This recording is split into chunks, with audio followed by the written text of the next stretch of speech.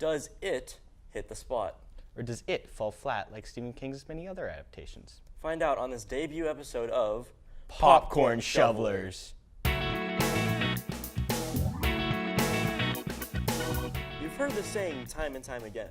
For every shining, there's a maximum overdrive.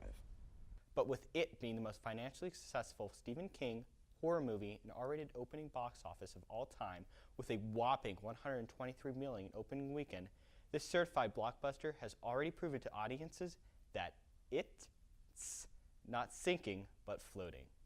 The It remake follows a group of friends having their own experiences with different kinds of supernatural phenomena in a town known for having people suddenly disappear.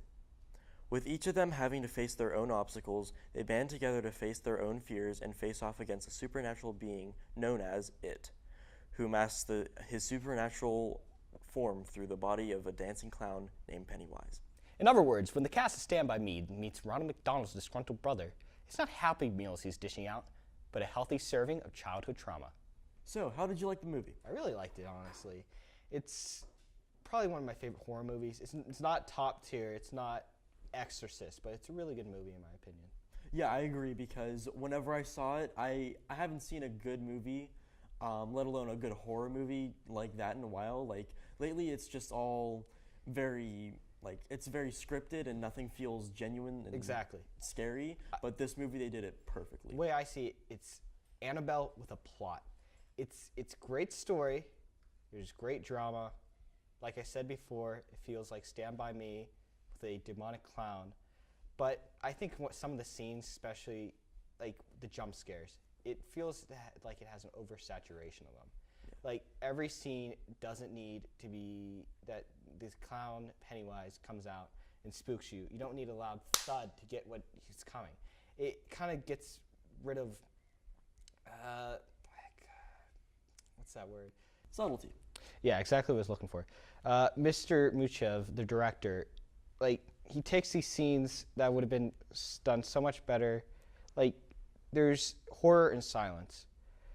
But he does take these scenes that are shot in broad daylight, which do not show any clear spot where a monster could come out from.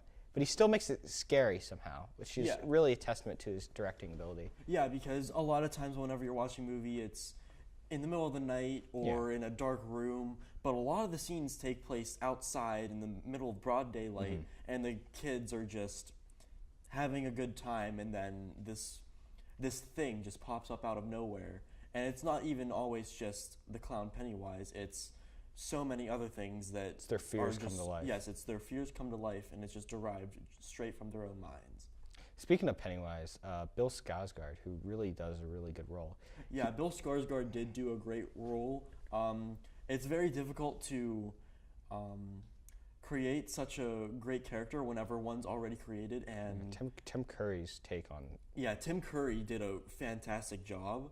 And I think Bill Skarsgård did almost just as good of a job because he has that playful yet menacing type of feel to him. We do have another movie. This movie is actually part one. They decided, instead of having the entire book/miniseries, instead of making a 6-hour film, they made almost 3-hour film. It's just part one, which I thought is much better than trying to hurry everything up, trying to get everything in. So this is going to be part one. It's a different take when usually both miniseries and original novel took place in the 1950s. This actually took place in 1989, meaning the sequel will take place in 2016, which is a modern, well, not too distant past, which is a cool take on it. Adaptations don't have to be by the book per se. It's nice to see what you can change. Yeah, like the way they did this one was that they focused this one movie completely on just the kids. And that was fantastic because there's something about seeing kids in this kind of like unrealistic danger. Seeing kids in a different light. Yeah, but you see the kids in a different light, and you see just the violent and the disturbing imagery that gets integrated with these kids' lives. It and you feels just think, very like, real. It feels very real. and It's it not feels like very these terrifying. terrible child actors. These are some of the best child actors I've seen. Yeah. That's including the great likes of Sean Mulady. He's a great child actor. Yeah. Like, we have so many greats upon us, and the fact that they had so many great kids playing these fantastic roles, including that one kid from Stranger Things. Yeah. Like, it was just, they had such great casting, even though no one really knew the whole cast. So it was very, Yeah, it was very they're interesting. many of them are unknowns, except for the one you said from Stranger Things.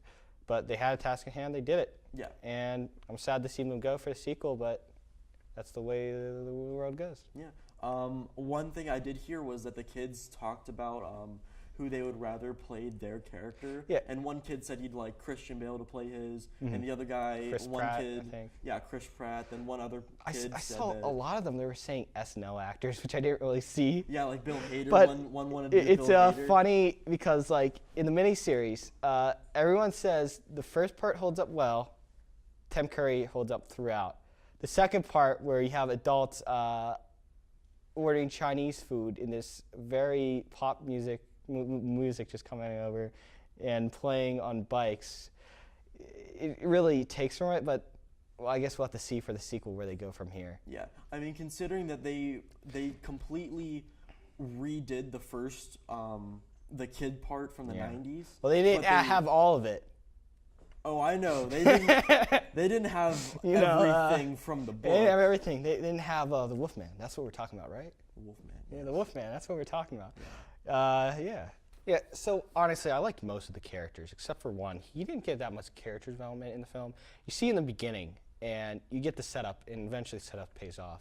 Only time you see him is really the very end. He has an interesting backstory, but I really feel like it could have been involved more in the plot. He's... Are you guys talking about it? How'd you know? Well, my brother Pennywise told me himself. Can I tell you my thoughts on the film? Yeah, of course. What's your name? Well, I'm Nickelback, the prancing clown. Okay. Well, Nickelback, what was your favorite scene? Well, actually, young man, my favorite scene is from the book when Bev and the other boys came together. So where would you honestly rate this film on our popcorn rating scale? Honestly, I would rate it 1 large because it was really good. Really like large. in all. Yeah, it was. And I did not have a single problem with the movie. Really?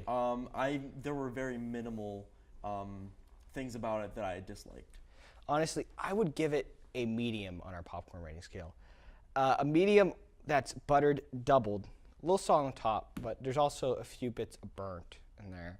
I really felt the film was great overall, but it really harkens back to what I said. It's Annabelle with a good plot.